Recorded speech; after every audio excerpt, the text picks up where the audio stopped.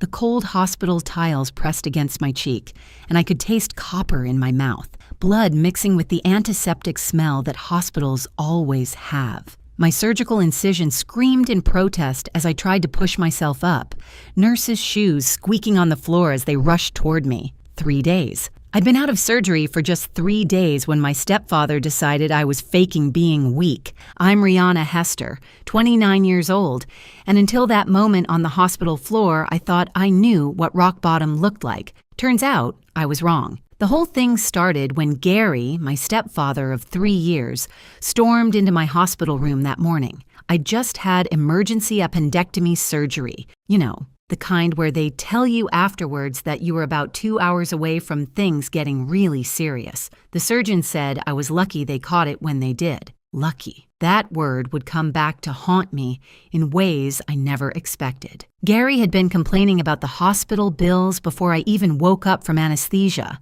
My mom sat quietly in the corner, the way she always did when Gary got going about money. She developed this skill of becoming almost invisible, shrinking into herself whenever his voice rose above normal conversation level. 3 years of practice had made her an expert at disappearing while still being in the room. That morning, he'd worked himself into one of his special rages, the kind where his face turned this interesting shade of purple that reminded me of those beets nobody actually likes, but everyone pretends to eat because they're healthy. He kept going on about how I needed to start earning my keep, how his hard-earned money wasn't going to support a freeloader. Mind you, I'd been working 2 jobs before my appendix decided to throw its dramatic tantrum, and I'd been paying rent to live in my childhood home ever since Gary moved in and decided he was the king of the castle. When I told him I couldn't work yet, doctor's orders were at least 2 weeks of recovery, that's when it happened. The slap came so hard and fast that I didn't even see it coming. One moment I was propped up in the hospital bed, the next I was on the floor, my IV stand crashing down with me, the machine it was connected to screaming its electronic protest. The metallic taste filled my mouth as my hands shook, not from fear, but from the shock of it all. Gary stood over me, his bowling league championship ring, the one he never stopped talking about winning in 2019, had caught my lip when he hit me. He was yelling something about how I needed to stop pretending, stop being dramatic, stop costing him money. The irony wasn't lost on me that he was creating quite the dramatic scene himself, especially when 2 nurses, a security guard, and eventually 3 police officers rushed in. You should have seen Gary's face when those officers walked in. It went from purple rage to white shock faster than his Corvette that he claimed could do 0 to 60 in 4.2 seconds, though we all knew he'd never actually tested it because he was too cheap to waste the gas. He immediately started trying to explain how this was all a misunderstanding, how he was just trying to give me some tough love, how kids these days, and yes, he called me a kid even though I was pushing 30, needed discipline. Officer Martinez, a woman who looked like she'd seen enough domestic violence cases to write a book about them, wasn't buying what Gary was selling. She took one look at me on the floor, blood on my hospital gown, nurses frantically checking my incision to make sure it hadn't reopened, and her jaw set in that way that meant someone was about to have a very bad day. And for once, it wasn't going to be me. My mom finally found her voice, but only to defend Gary, explaining how stressed he'd been with all the medical bills. The words came out of her mouth, but her eyes told a different story. There was something there, fear maybe, or just complete exhaustion from 3 years of walking on eggshells. She'd aged a decade since marrying Gary, and not in that graceful way some people do. This was the kind of aging that comes from constant worry and never knowing what mood would walk through the door each evening. Mrs. Chen, my elderly roommate who was recovering from hip surgery, pressed her call button repeatedly, demanding to give a witness statement. At 83, she had 0 patience for what she called men who think their fists make them important. She'd survived the Cultural Revolution in China, she told the officers, and she wasn't about to stay quiet while some bowling league reject terrorized a young woman. Gary particularly didn't like being called a bowling league reject. That league was basically his entire social life and identity outside of making our lives miserable. The police made Gary leave the hospital, but they couldn't make him leave our lives. Not yet, anyway. He was back home before I was even discharged, acting like nothing had happened. Mom picked me up alone, making excuses about how Gary had to work, but we both knew he was probably at home, polishing that stupid Corvette and telling himself he was the victim in all this. Let me back up and explain how we got here, because nobody starts out living with someone who thinks it's acceptable to slap you around in a hospital. Gary had entered our lives like most predators do, dressed up as salvation. Before I continue, please hit that like button and let me know in the comments where you're watching from and what time it is there. Thank you. 3 years ago, Mom was drowning in debt from my late father's medical bills. Dad had fought cancer for 2 years before it won, and even with insurance, the bills were astronomical. I was working retail and freelance graphic design, contributing what I could, but it felt like trying to bail out the Titanic with a coffee cup. Then Gary appeared at Mom's book club of all places. He was someone's plus one, claimed to be a successful businessman who'd just moved to town for the small-town charm. He drove that Corvette, wore expensive-looking clothes that I later learned were all knockoffs from outlet malls, and seemed to have solutions to all our problems. The courtship was whirlwind, 6 months from meeting to marriage. He promised to take care of everything, to be the man of the house we needed. Red flags? Oh, there were more red flags than a Chinese parade, but when you're desperate, you become colorblind to red. He moved in immediately after the wedding, and that's when the real Gary started showing up. First, it was little things. He needed to be added to Mom's bank accounts to help manage the finances. Then he convinced her to put him on the house deed. For tax purposes, he said. My disability payments from a car accident I'd had 5 years ago, those needed to go into the household account he controlled for budgeting purposes. I was working 2 jobs despite my chronic pain, but somehow we were always broke, always behind, always needing to tighten our belts, while Gary's Corvette never missed an oil change. I started noticing things going missing. Not valuable things. Gary was smarter than that. But paperwork would disappear. Medical bills would vanish before I could review them. Insurance documents would mysteriously get lost in the mail. When I'd ask about them, Gary would pat me on the head like I was a confused child and tell me he was handling everything, that I shouldn't worry my pretty little head about it. The condescension dripped off his words like syrup off a pancake, sickly sweet and just as fake. Mrs. Chen from next door, not the same Mrs. Chen from the hospital. This one was Vietnamese and made the best spring rolls in the county. She tried to warn us. She'd seen Gary screaming at Mom in the backyard, seen him punch the wall so hard he left a hole that he made me patch up and paint over. But she was scared too. Gary had a way of letting people know he knew things about them. Where they worked, where their kids went to school, what time they walked their dogs. Nothing explicitly threatening, just enough to make everyone uncomfortable. The pattern became clearer after my surgery.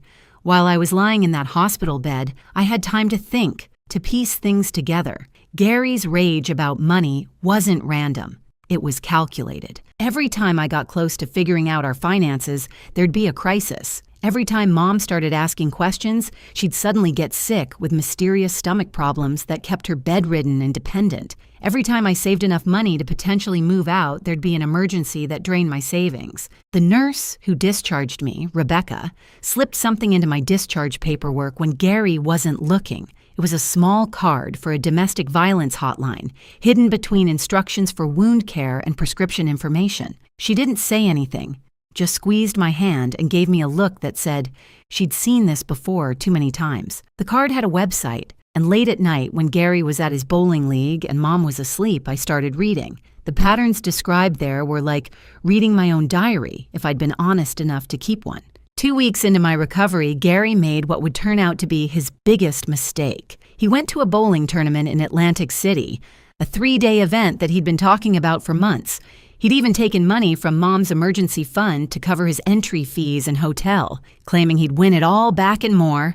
Mom was having one of her bad days, curled up in bed with another mysterious illness, so I had the run of the house. I'd always wondered why Gary's home office was locked. He claimed it was for his important business documents, but for someone who was supposedly such a successful businessman, he sure spent a lot of time at home watching TV and yelling at cable news. Maybe it was the pain medication making me bolder, or maybe I'd just finally had enough, but I decided to pick that lock. YouTube University taught me everything I needed to know, and it turns out Those fancy locks Gary installed were actually pretty cheap, just like everything else about him that seemed impressive at first glance. What I found in that office changed everything, and I mean everything. First, there were the marriage certificates, plural. Gary had been married 4 times before Mom, not the twice he'd mentioned. Each marriage had lasted between 2 and 4 years. Each had ended with restraining orders.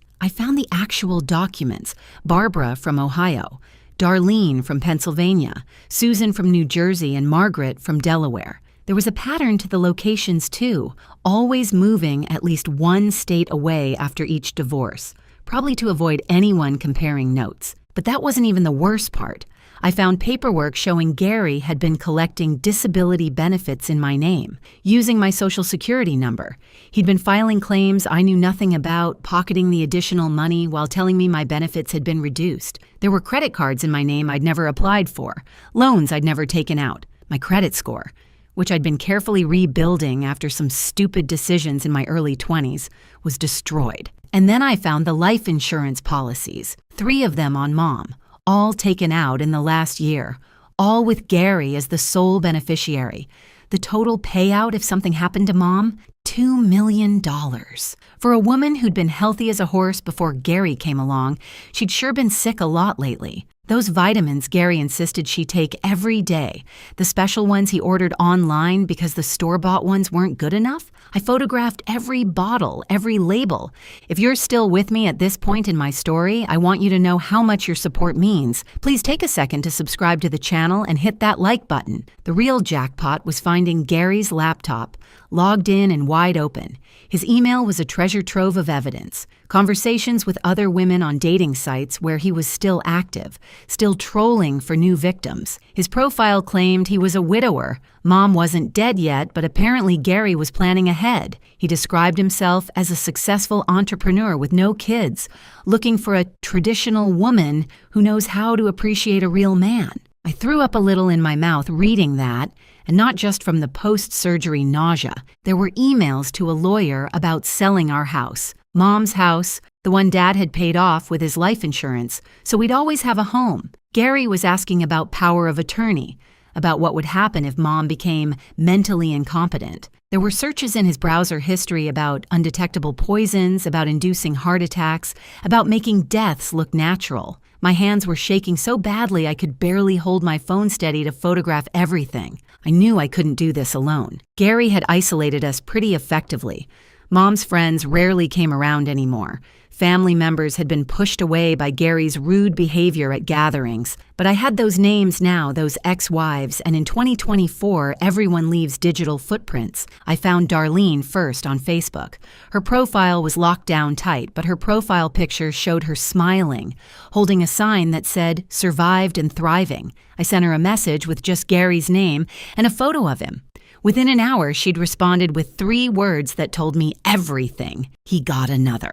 Our first phone call lasted 3 hours. Darlene's story was eerily familiar. The whirlwind romance, the financial control, the mysterious illnesses, the isolation. She'd gotten out when she caught him putting something in her coffee. She couldn't prove it was poison, but she knew. The divorce had been brutal. Gary had tried to claim she was crazy, but she'd had enough documentation to get a restraining order and keep her house, barely. Darlene had stayed in touch with Barbara and Margaret. Susan had passed away, officially a heart attack, but Darlene had her doubts. Within a week, we had a group chat going, sharing evidence, comparing timelines. The patterns were undeniable. Gary even used the same lines on all of us, the same tactics, the same escalation timeline. We started calling ourselves the Gary Survivors Club, which sounds funnier than it felt at the time. Margaret, who was a paralegal, started helping me understand what kind of evidence would hold up in court. Barbara, who'd become an advocate for domestic violence survivors, knew all the resources, all the right people to call. Darlene, who'd kept everything from her marriage to Gary, every receipt, every email, every text, had evidence that showed this was a pattern going back 15 years. Meanwhile, I had to keep playing the part at home. I had to pretend to still be weak from surgery, had to let Gary believe he was in complete control. It was the hardest acting job of my life. especially when he'd make comments about how Mom was getting sicker, how maybe we should start thinking about assisted living facilities, how he'd take care of everything when she was gone. The way he said when, not if, made my skin crawl. Mrs. Chen next door had noticed Mom's decline too. Her daughter, Amy, was a pharmacist, and when I showed her pictures of Mom's vitamins, her face went pale. She couldn't legally tell me what she thought they were without seeing the actual bottles, but she did say that several of the supplements Gary was giving Mom could cause exactly the symptoms Mom was experiencing, and that taking them long-term could cause organ failure. We needed more proof, and we needed it fast. Mom was getting weaker every day, and Gary was getting bolder. He'd started talking about a cruise he wanted to take with Mom, just the two of them, somewhere international where, as he put it, anything could happen. The way he said it made everyone in our survivor group chat agree. We had to act before that cruise. I started recording everything. Every conversation, every meal where Gary insisted on preparing Mom's food himself, every time he gave her those vitamins. I bought tiny cameras online, the kind that looked like phone chargers or smoke detectors. I hid them everywhere, the kitchen, the living room, Gary's office, even one in their bedroom disguised as a digital clock. What I captured would have been funny if it wasn't so terrifying. Gary, when he thought he was alone, would practice conversations. He'd stand in front of the mirror rehearsing what he'd say to police when Mom died. He'd practice crying, actually practicing fake tears like some kind of community theater reject. He'd count money that didn't exist yet, making plans for after his tragic loss. He even practiced his dating profile updates for after an appropriate mourning period, which, according to his timeline, would be about 3 weeks. The bowling league provided an unexpected break. Gary had been borrowing money from his teammates for a sure-thing business investment. He'd convinced 6 guys to give him their retirement savings, promising to triple their money in 6 months. The paperwork he showed them was completely fake. I know because I found the templates on his computer right next to tutorials on how to forge financial documents and best states for bigamy laws. Not exactly subtle, our Gary. 3 months after the hospital incident, Gary made his move. He came home from bowling league one Tuesday night with papers, legal documents that would give him power of attorney over Mom's medical and financial decisions. He claimed it was just a formality, something the lawyer recommended since Mom had been so sick lately. The timing wasn't coincidental. Mom had been particularly ill that week after Gary increased her vitamin doses, claiming flu season was coming and she needed extra protection. I was sitting at the kitchen table, still playing the part of the weak, recovering stepdaughter. Gary pushed the papers toward me, along with a pen that probably cost more than he'd ever spent on Mom's birthday presents combined. He wanted me to witness Mom's signature, said it would be better if family verified she was of sound mind when she signed. The irony of him caring about appearances of legitimacy while slowly poisoning my mother wasn't lost on me. Mom's hand shook as she reached for the pen. She looked at me with these hollow eyes, like she knew something was wrong, but couldn't quite figure out what. The vitamins Gary gave her, we'd figured out they included high doses of supplements that could cause confusion and memory problems when combined. Perfect for making someone appear mentally incompetent. I wanted to scream, to flip the table, to take that expensive pen and shove it somewhere Gary would need surgery to retrieve it. Instead, I did something better. I played along. "Gary," I said, putting on my best confused daughter voice, "shouldn't we have the lawyer here for something this important? I mean, just to make sure everything's legal and proper? You're always so careful about these things." His face did this interesting twitch, annoyance mixed with trying to appear reasonable. He couldn't argue without seeming suspicious, so he agreed to set up a proper signing for the next week. That gave us 7 days. 7 days to save Mom's life and put Gary where he belonged. The ex-wives group chat was buzzing with activity. Darlene had found something incredible. Gary had done this exact same power of attorney move with Margaret, right before she'd had her accident that left her hospitalized for weeks. The accident that made Gary her medical decision maker, right up until Margaret's sister flew in from Seattle and raised hell with the hospital administration. Barbara remembered something similar, though in her case, it had been about property transfer. We were mapping out Gary's playbook, and it was like reading a serial killer's handbook, except instead of murder, it was slow-motion financial and emotional assassination. I need to tell you about the bowling league discovery that changed everything. Remember those teammates Gary had scammed? Well, one of them, Big Eddie, and yes, that was really his name, all 300 pounds of him, had a nephew who worked in IT security. This nephew, Tyler, was one of those guys who could probably hack into the Pentagon, but chose to use his powers for good mostly. When Big Eddie found out his retirement money was gone, really gone,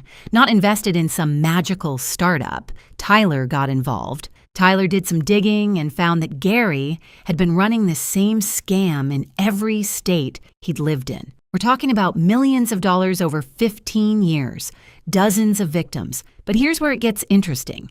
Gary wasn't smart enough to hide his digital trail. He used the same passwords for everything. Gary bowls 300 because of course he did. The same email variations, the same fake business names. Tyler documented everything, created a file that would make the FBI weep with joy at how easy their job was about to become. Meanwhile, at home, things were escalating. Gary announced he'd booked that cruise. 2 weeks in the Caribbean, just him and Mom leaving in 10 days. He'd already arranged for me to stay with an aunt I hadn't spoken to in years, claiming I needed family support while they were gone. The aunt, when I called her, had no idea what I was talking about. Gary had made the whole thing up, probably planning to claim I'd run away or something worse while they were gone. The cameras I'd hidden were capturing gold. Gary on the phone with someone, discussing how the situation would be resolved soon and how the insurance payout would make everything worthwhile. Gary grinding up pills and mixing them into Mom's protein shakes, the ones he insisted she drink for strength. Gary practicing his grieving widower act got more elaborate. He'd even bought a black suit, which he tried on while practicing his eulogy for Mom. The man was rehearsing her funeral while she was still alive, sleeping in the next room. If it wasn't so horrifying, it would have been absurdly comedic, like a villain in a bad Lifetime movie. The night before Gary's planned power of attorney signing, we made our move. It had to be coordinated perfectly. The FBI for the interstate fraud, Adult Protective Services for Mom, the local police for the assault and attempted murder, and even the IRS, because guess who hadn't been paying taxes on all that stolen money? The bowling league provided the perfect opportunity. Thursday night was championship playoffs, and Gary wouldn't miss it for anything. He'd been practicing his hook release for weeks, boring anyone who'd listen with details about pin carry and oil patterns. He left the house at 6:30, kissing Mom on the forehead in a gesture that would have seemed sweet if I hadn't seen him put something in her afternoon tea an hour earlier. At 7 o'clock, our house turned into something from a crime procedural. FBI agents, local police, social workers, and paramedics all arrived simultaneously. Mom was confused but cooperative as they took her to the hospital for evaluation and treatment. The vitamins were seized for testing. The computers, the documents, everything in Gary's office was boxed up as evidence. Mrs. Chen from next door stood on her lawn, openly videoing everything on her phone while providing commentary in Vietnamese to what I assume was every relative she had back in Saigon. At the bowling alley, a different scene was unfolding. The FBI agents waited until Gary was mid-frame. He'd just thrown what would have been a strike, his form perfect.